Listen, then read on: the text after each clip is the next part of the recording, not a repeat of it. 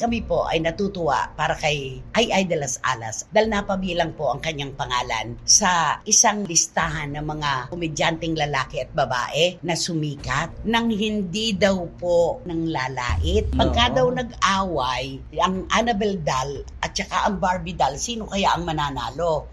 So ang sagot ni Tita Annabelle, hindi siya ang gustong kalaban ni Annabelle doll, si Chucky doll. Yung nangyari kay Nico Natividad, nag-post po siya tungkol dun sa napakatinding isyong kinapapalooban ngayon ni Vice Ganda at saka ni Axel at ni Christine.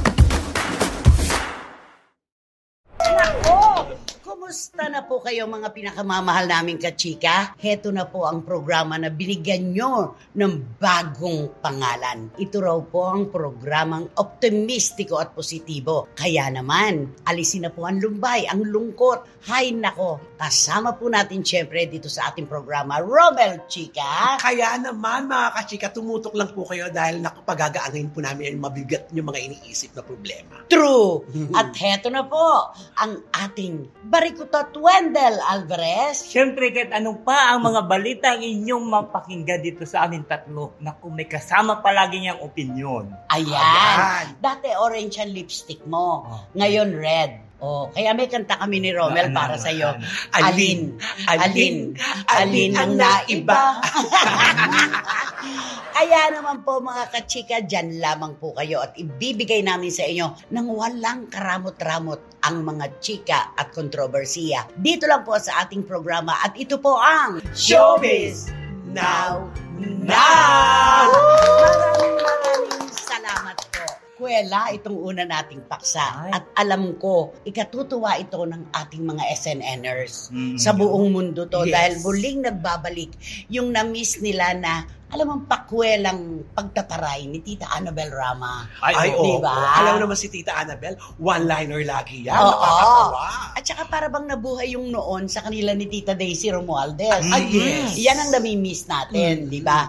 At ito na nga po yung pinagpipistahan ngayon. Binulabog talaga ni Tita Annabelle Rama ang social media nang sabihin niya nga. Kasi minangantyaw Pagka daw nag-away, ang Annabelle doll at saka ang Barbie doll, sino kaya ang mananalo? So ang sagot ni Tita Annabelle, hindi siya ang gustong kalaban ni Annabelle doll, si Chucky doll. Ay! So, syempre, nung narinig natin yung Chucky doll, meron na naman pumasok sa kanya-kanya mga Ay, nako, ewan ko na lang kung sino ang hindi nag-isip ng kung sino. Diba? Alam naman po natin, ang Chucky doll talaga, yung pilat pa lang na ganyan, yung mga pilat sa pisngi, talaga kinatatakutan ng mga bata. True. Diba? Panakot yun Nakakatakot. Diba? Hindi mo may pelikula nga yan. Si Chucky, ngayon diba? Anong masasabi mo sa pagbabalik ni Tita Annabelle Rama sa mga kwentuhang ganito? Ay, siyempre parang ang gusto ko talagang nandyan na siya kasi parang may kulay ang showbiz pagka siya at parang may kulang din pag wala sila. Pag wala sila. Diba? Oo nga. So, sinong gusto mong makalaban ni Annabelle doll? Ay di, siyempre, si Sino? Chucky. Yun talaga ang gusto mo talaga makalaban. Annabelle and Chucky doll. Grabe. Yun naman ang gusto ni Tita Annabelle Diba? Ikaw?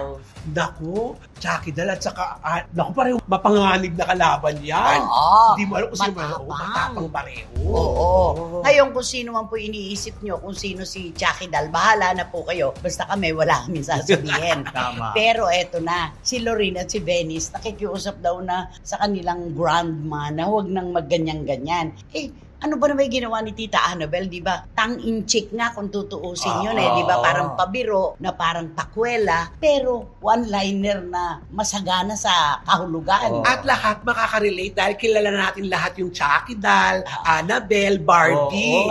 Kaya maganda. At dito, ang dami nagsasabi, talaga yatang gustong-gusto naman ni Tita Annabelle Rama si Barbie Imperial. Yun ang sinasabi ng karamihan. Kasi kampi raw. Oo. Siyempre, hindi naman pwede sabihin, kampi ako Ako hindi pwedeng ganun. Ay, Kinakailangan, At hindi rin niya pwedeng sabihin na, kakalabanin ko siya. Oo. Nanay po si Tita Correct. Annabel Rama, kung saan po maligaya ang kanyang anak, doon na rin siya. Yes. Ang bawat magulang ganun. Correct. Ba't ipipilit sa anak yung ayaw na, di ba? Mm. Dapat doon sa kung saan masaya ang anak. Ay, Laging oo, ganon, di ba? Correct. Paano kaya pag naglaban si Chucky Dal at saka si Annabel Dal? Ay, Naku, ma'am. naku, ay si Chucky Dal kasi may dalang itak eh. Ang dalang pilyo eh.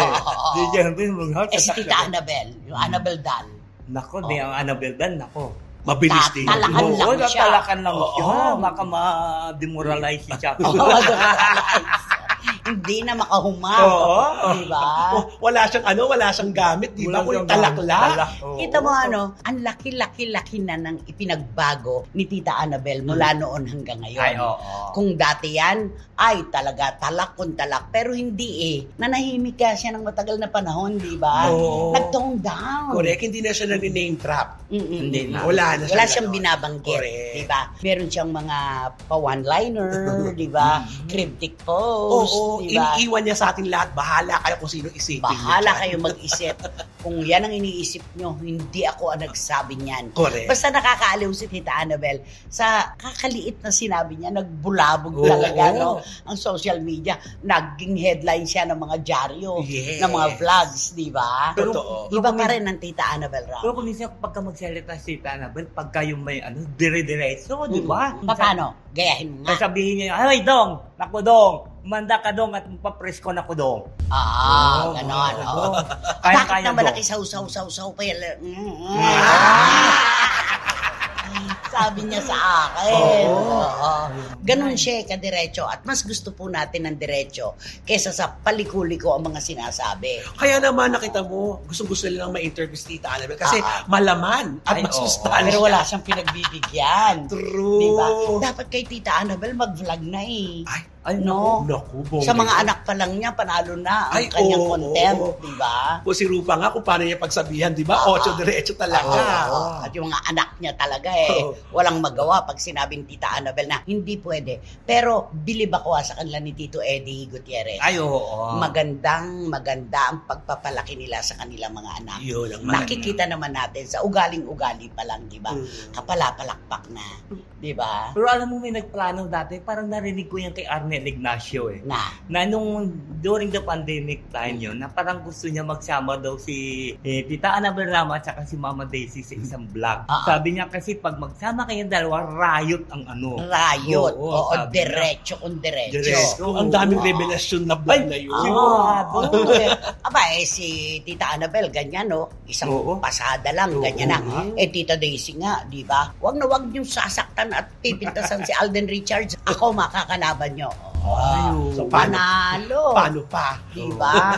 Naku, ang swerte-swerte naman itong mga kakampis Tita Annabel at si Tita Daisy. Ay, oo. No? Mukhang parang nakasandal sa pader. Mismo. Tama. Kantahan mo nga si Tita Annabel. Ay, di. Nga. Kakantahan ko siya na lang. I'm a Barbie doll. Barbie girl. A Barbie girl yun. Barbie girl.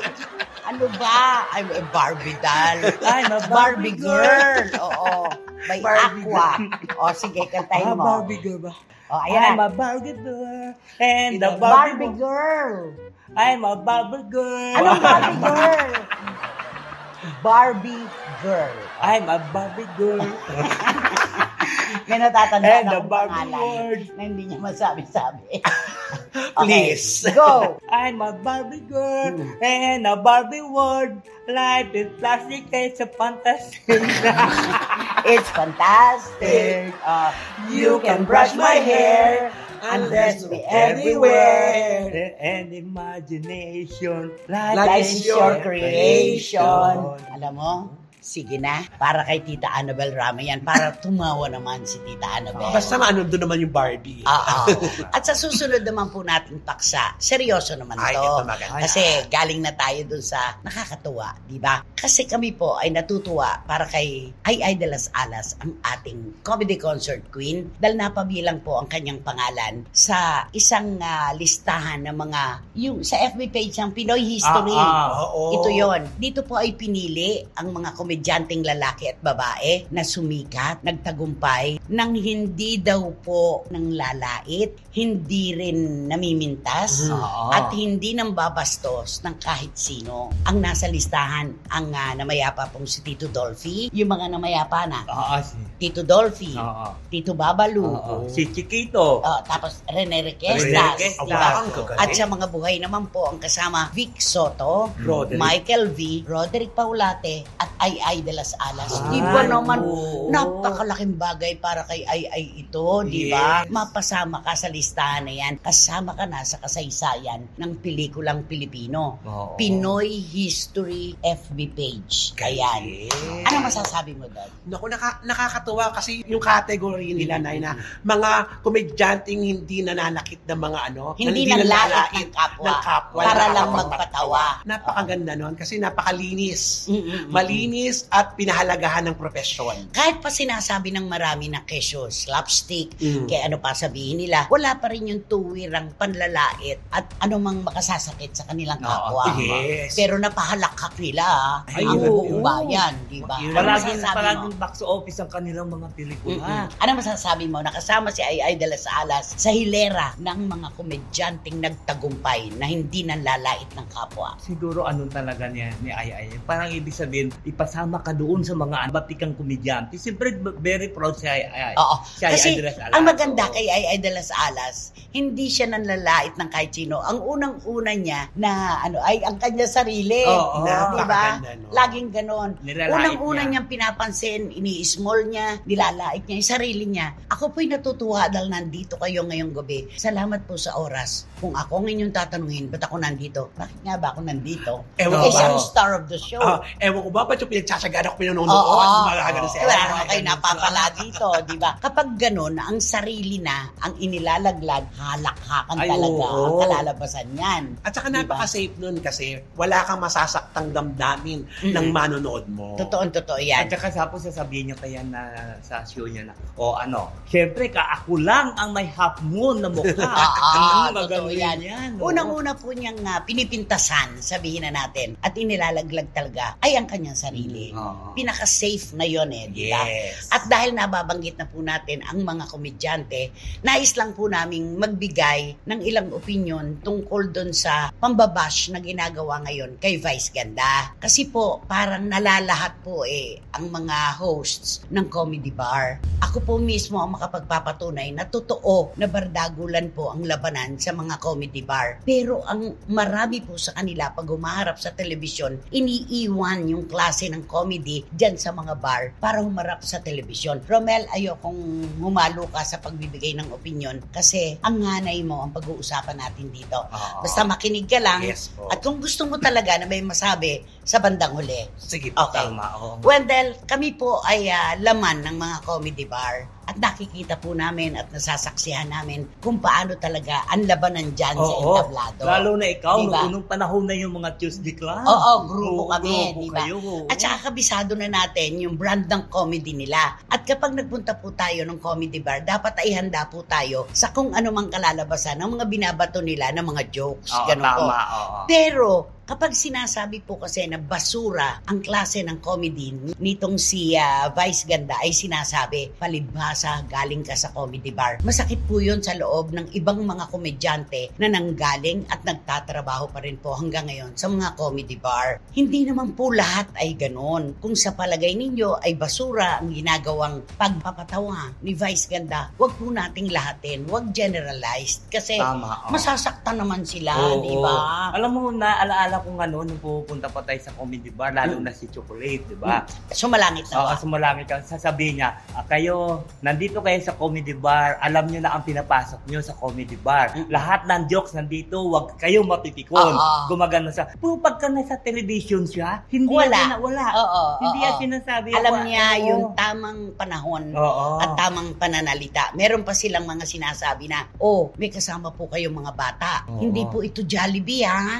Meron din na, kung puro papuri po ang gusto nyo marinig dito, sa simbahan na lang po tayo magpunta. Tama. Ganon. Ganyan po sa comedy bar. Bardagulan po talaga sa isang pagtatangka na ang mga nagpupunta po doon ay mapahalakak nila kahit sa loob lamang po ng ilang oras. Yun po yun. Tama. Diba? Ako nakakasama ko ang mga comedy bar hosts sa iba't ibang bansa na pinagsushowhan. Ang namayapang si Chocolate, putok na putok, walang ganyan. Si Eric Nicolas at saka itong si Toko. Ay naku, panalo po. Pero maganda po ang kanilang batuhan ng pagkukomedya. Kaya nasasaktan po, hindi naman po lahat ng mga nagtatrabaho sa comedy bar ay basura ang kanilang pagpapatawa at ang kanilang mga biro. Total, ito na ang pinag-uusapan natin. Okay, linawin natin, huwag po nating lahatin. Meron lamang pong iba na maaaring ganon, pero hindi po silang lahat. Iyon. Tama. Gusto ko lang pansinin yung nangyari kay Nico Natividad. Dating miyembro ng hashtag. Nagsalita po siya, nag-post po siya tungkol dun sa napakatinding isyong kinapapalooban ngayon ni Vice Ganda at saka ni Axel at ni Christine. Hindi lang naman si Nico ang nagano. Buong bayan naman ang pumalaban talaga, di ba? At iba pang mga personalidad. Iba pang mga personalidad na hindi din po sumang-ayon sa ginawa ni Vice Ganda. Pero bakit itong si Nico Natividad, kung personally naman ng mga tao na kumakampi kay Vice, ay gano'n na lamang? Ang dali-dali nyo po na magsabi na, Nico Natividad, kapag nalaman ni Coco Martin yung ginawa mo na yan, kaibigan niya si Meme Vice, baka mawala ka na sa Batang Quiapo. Ako mismo, di ba? Meron silang sigaw ng boycott, di ba? I-boycott si Christopher Min dahil lagi na lang pinag-iinitan si Meme Vice. Nanonood naman sila ng Christopher Minute at saka ng SNN. Tama. Hindi po ganun. Huwag kayo nananakot. Unang-una, huwag niyong ginagawa yon dahil yung mga pinananawagan nyo, tulad ni Coco Martin, ang TV5, ang iba pang mga personalidad na merong programa sa ibang istasyon. Hindi po mga tanga, hindi po mga bobo yung kinakalampag nyo para pakinggan kayo nang wala naman silang kinalaman sa issue na ikinakabit nyo. Totoo. Dapat hindi ganon, di ba?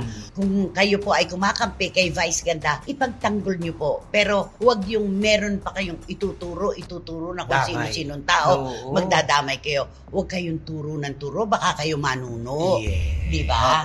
Yung kay Nico Natividad, ano katwiran mo doon? Alam mo, parang nung una-una ko nabasa yung post niya, tapos diba tinanggal niya. Tapos nag-post siya ulit at nakahapon. Kasi naduwag ka, sabi, pinura mo agad.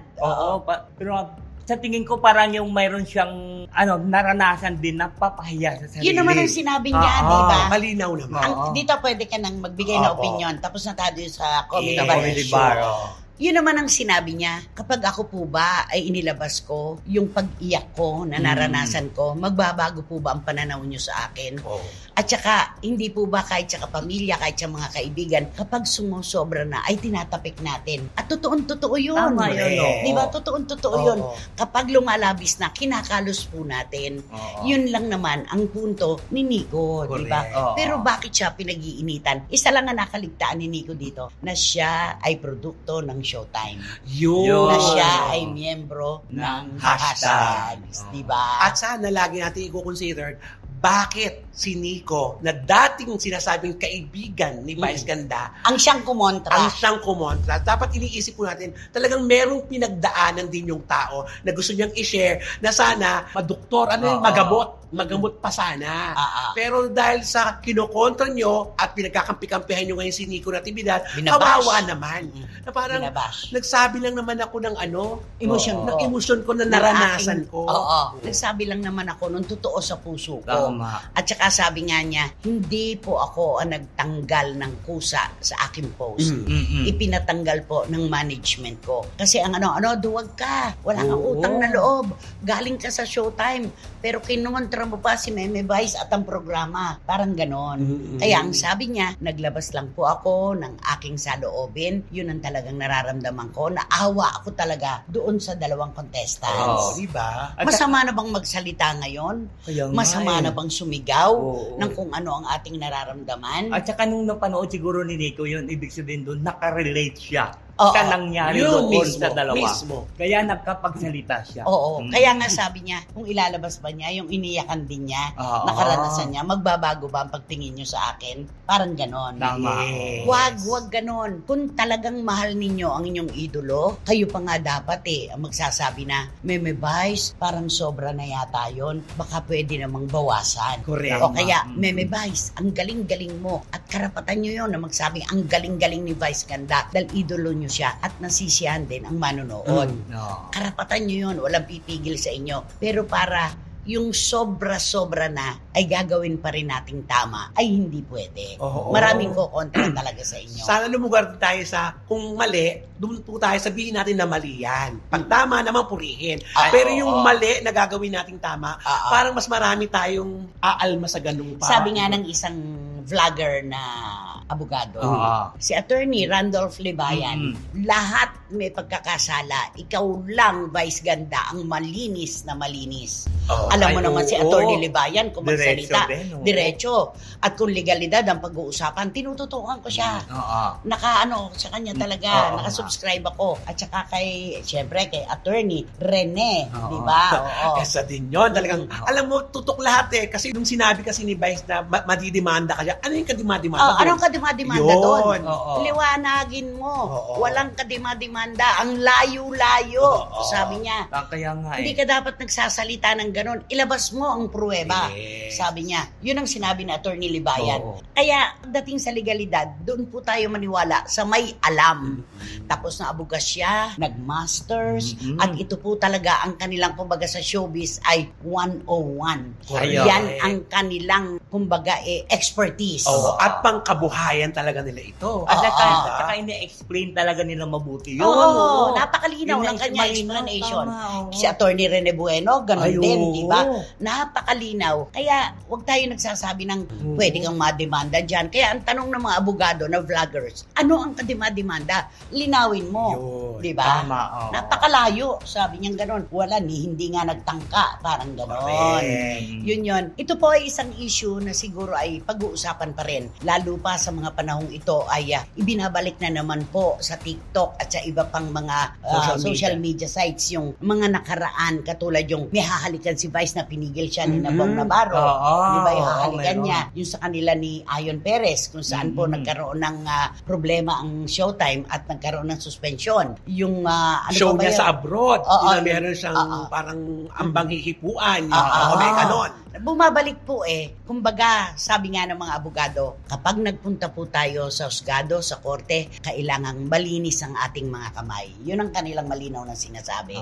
So ito po, hindi masamang magsalita, hindi masamang magbigay ng opinyon. Ito po ay usapin ng bayan. At kapag nagbibigay po ng reaksyon ang mga tao, huwag niyong binabash. Di ba? Sobra. At saka lahat ng mga tao, kasali dito kasi usapin na sa buong mundo na ito nag-uusap. Huwag naman buong mundo, buong bayan. Diba? Buong Pilipinas. Buong Pilipinas. Hindi kasi pati yung mga nasa abroad, diba? Nagko-comment din mga doon. Kababayan natin, mga OFW lalo na. Kasi nga, hindi sila sanay sa ganyan. Correct. Diba? Hindi sila sanay sa mga, tsaka contestant sila Isa pa yun. Diba dapat hindi nila pinakikialaman ang naratibo ng mga guest nila? Marami rin nagko-comment dyan. Kasi, ang panauhin po, kahit sa bahay, nire-respeto. Correct. At lalo na sa mga itong topic na napakaselan, habang pinagdadaanan mo kasi at kinikwento mo, binabalikan mo yung nakaraan. Totoo yun. Mahapdi yun sa puso. Correct. Naratibo nila yun. Wala dapat karapatan ang mga host na manghimasok. Dapat yung dalawang tao lang, si Axel lang at saka si Christine, sila lang yung nakaranas. Hindi totoo na yung sinasabi ng mga nakapalibot. Wala naman kayo sa kwadro. Nasa labas kayo, nakatanaw lang. Totoo. Nanonood din. Yun. Ako yung awang-awa kay Christine doon sa nakasalampak siya na ginawa niyo akong sinungaling. Hindi kaya ng konsensya ko na magsinungaling. Huwag. Nako. Basta. Grabe, mahaba itong kwentuhan na ito. Mahaba pa ito. Kami po yung nagbigay lamang ng aming opinion. Ngayon, kung hindi ka tanggap-tanggap sa inyo na yan. Di ba? Okay. At ito ito ang katanggap-tanggap sa ating mga puso. Ang mga SNRs na mula noon hanggang ngayon, hindi nagbabago ng suporta sa atin. Titong Manny and Tita Norsky Garcia, sa marami pong dahilan at paraan, maraming salamat sa inyo. Thank you. Boycie Caragay, Maricho Formation Espiritu, Tita Julie Paras, Jojo and Leslie Grace Advincula and Mama Noemi, Tito Abel at Tita Nene Olanday, Freely and Lara May Abrigo, maraming salamat. at wag kayong ano dyan, Eddie Letada, Dribble and Mama Lota, salamat po sa inyo. Shoni Sebastian, Dan Clavesillas and Mama Sel. James Vincent Navarrete and Mama Dal. Of course, maraming salamat sa inyo. Derek Rani Zamora, Nating mahal, John and Ching Bautista Silverio. Napakawitin mag-text. Yes. Oo, okay. Randy Balaguer, And Mark Valencia at mahigpit na yakap po kay Mama Lydia. Salamat sa inyong suporta. syempre ang may-ari nito, Salvi Aquino. ang may-ari nito talaga. At Tessa. Tessa. Salvi at Tessa Aquino. Sabi nga ni Adam kanina, maraming salamat sa pagpapatuloy nyo sa amin sa inyong bahay. Okay. At syempre, hindi dapat malimutan. Oo. Siyempre, ang dalawa natin Ninang Tita Floristada at Ninang Litbit Kukabo. Ang Rampadora at Reyna ng Sydney. Ay, si Miss Catherine Amos. Tito Jerry and Kenzo Bongbong. At ang hindi dapat makalimutan or else. Siyempre, ang the most generous at ang Ninang of all time, Doña Lily Chua. Maraming salamat po mula sa puso sa inyong lahat. Sino ba kasi yan? Sino ba yan? Sino nga ba yan? Sino? Isa pa. Sino ba kasi yan? Sino ba yan? Sino nga ba yan? Sino ba yan? Okay. Sino ba yan? Ay, ito yung pag-usapan natin. Isa siyang male personality. Okay. Sikat siya dati at nakilala siya sa isang search ng show. Parang Tito Manny. Umpisa pa lang to, bigay na. O, galing ng isang Reality show. Reality show. Oo. Hindi talent search yun. Reality show. Alam mo, ito siya kinagigiliwan ito dati ng mga Mga baby, mga fans. Kasi di ba, gwapo siya. At saka, talaga bang tutoy na tutoy ang mukha niya? Di ba parang ganon? Kasi ang cute naman ito. Talagang applauded siya. Maganda yung nakaraan. Oo, maganda yung pagdating sa stage, ito talagang may stage presence siya. bulto. Dito na. Ano? Tapos, alam mo, marami din na sa kanya kasi bukod doon sa pagsalig niya sa isang reality show, mayroon pala silang negosyo. Okay. Oo. Huwag mo nang anuhin yun. Bigay na yan pag sinabi mo yung negosyo. Huwag na. Oo, kasi nag-iisa lang siya. Nag-iisa lang siya sa hanay na yan. Hindi na yan. Tapos ito na. Ngayon, siyempre, sabi ng iba, bakit saan ba napupunta yung mga kinikita niya noon? Kasi nung nanalo siya, nagkaroon siya ng pelikula, nagkaroon siya ng mga TV series. Mga shows. Ngayon, marami daw ang mga chika-chika sa labas. Na daw siya ngayon? Nangangailangan. Kasi nagkaroon ng problema sa pamilya nila, di ba? Nagkasakit. At saka, wala siyang proyekto. Isa pa yun. Natural yun eh. Kapag wala kang gaanong proyekto, saan ka kukuha ng ipantutustos? May pamilya na rin to, di ba? Oo. Tapos ito na. Siyempre, nangangailangan siya ngayon. Parang may mahawak sa kanya. Tapos, alam mo siyempre sasabihin, kung nangangailangan ka, ganun na lang. May mga, marami namang gumagawa niyan. Siya lang ba? Sabi, ako na bahala sa'yo, parang ganun. Alam mo na ano din ako, so nung marinig ko ito yung sa Pinay. Pero masikap itong batang ito. Buong pamilya niya masikap. Kaya lang, dumarating talaga sa buhay natin yung kawalan. Kasi wala tayong buslo na pagkukunan. Yun, diba? Yun ang kailangan natin trabaho. Siguro nga, tama yung sabi mo, gipit siya ngayon, kaya nangangailangan siya. At kapag nagigipit, kanino lalapit at kakapit? Sa CBM. Sa CBM pawn shop lang yan. Oo. Diba? Wala ba siyang ganun? No? Isasangla yung mga naipon. Wala eh. Wala siguro. Baka naubos na rin sa tagal ng... Nakakaawa. Kaya dapat ang mga artista matutong magsimpan, mag-ipon. Kasi wala pong kasiguruhan ng kanilang buhay. Oo. Pag ang kinabukasan, tomorrow is not promised. Ika nga. Yes, kapag dumating talaga yung pagkakataon na binibigyan ka ng maraming proyekto, dapat talaga Tabi-tabi din, subi-subi. Pero alam mo, ito yung actor na ito. Parang naalaala ko pala noon ito, parang mayroon nagtangka. Hindi siya pumayag. Hindi siya pumayag, alam mo Kaya yun. nga umalis siya dun eh. Umalis siya dun, diba? So ngayon, gusto niya na ngayon? Panahon. Pag matindi talaga ang panganga. Maano siya noon, mailap. Ano ba yung tawag doon? Mailap siya noon. At saka naniniwala siya na yung talent niya ang pwede niyang ipanghanap buhay at hindi yung katawan. Maganda naman din pala ang kanya. Totoo yun. Kaya nga nagugulat tayo ngayon kung bakit pumapayag na siya. Diba? Saan ba kontak yan? Abay, malay ko si Wendell ang nagbato niyan. Parang gusto ko. Di tinanong ko nga yung nagkwento sa akin. Kilala mo naman sa akin, may 500 ako dito. Oy, hindi naman papayag yun. 5 bombs? Ano ka ba? Tatlo na konyat na aabutin mo niyan. Mula kay Freely at kay Lara May. Kung ano ang pinagsasasabi mo. Sobra ka. Alin na iba. Basta, isa ka lang talaga dyan. Bigyan mo kami ng isang clue na maiintindihan ng ating mga SNNers kahit magbalik tanaw pa sila. Alam mo, mahirap to bigyan ng clue eh. Kasi sa kwento ngayon na ganito, na nagigipit siya ngayon, di ba? Tapos, bibigyan mo siya ng clue. Ang clue kasi nito, napaka-biblical eh. Magbibigay din naman. Oo, napaka-biblical kasi ng clue. Yung pangalan. Yung pangalan niya, oo. Tapos kung ano-ano sinasabi mo, biblical yung name. Oo, biblical na name na kailangan ipagtanggol niya ito eh. Sino magtatanggol? Siya. Siya. Ipagkakapo niyo yung pangalan niya. Oo, kasi di ba? Salbahe talaga siya. Salbahe ka for today's video talaga, no? Oo nga, katunog. Saka meron siyang nakarelasyon noon na kilala na ngayon sa buong mundo. Ay, wala na dito. Oo nga, pero pabalik-balik. Ay, oo. Ba't hindi siya doon humingi ng tulong? Ay, hindi niya lalapitan yon. Ay, meron ding hindi magandang nangyari. Hindi siya lalapit doon. Mataas ang pride nito. Meron din siyang ang tawag doon, pride. Meron siyang pride kasi. Kaya hindi Oo, ako, kailangan niyang ipagtanggol. Oo, kailangan talaga ipagtanggol ang kanyang sarili para hindi siya magigipit. Alam mo, sunod-sunod, parang kang kurong-kurong. Diba? Sunod-sunod ang pagkakurong-kurong.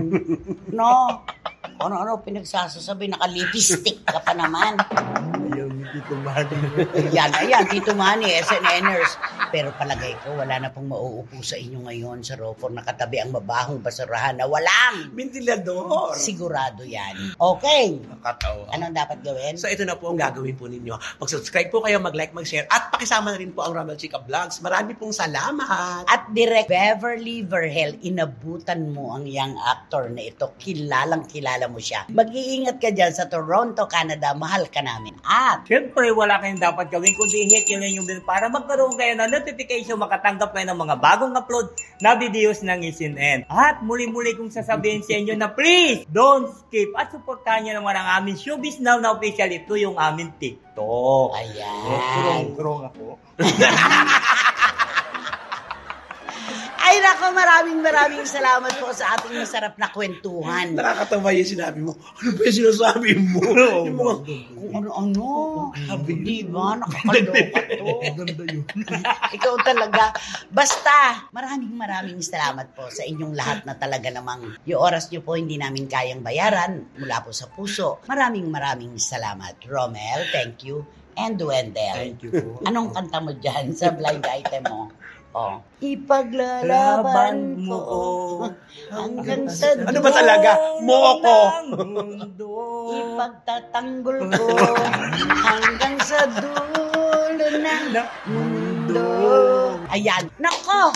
Hanggang sa muli po mga kapwa SNNers, dito po sa inyong programa, ating programa, at ito po ang Showbiz Now! Maraming salamat po. I'm a Barbie girl, it's the Barbie girl.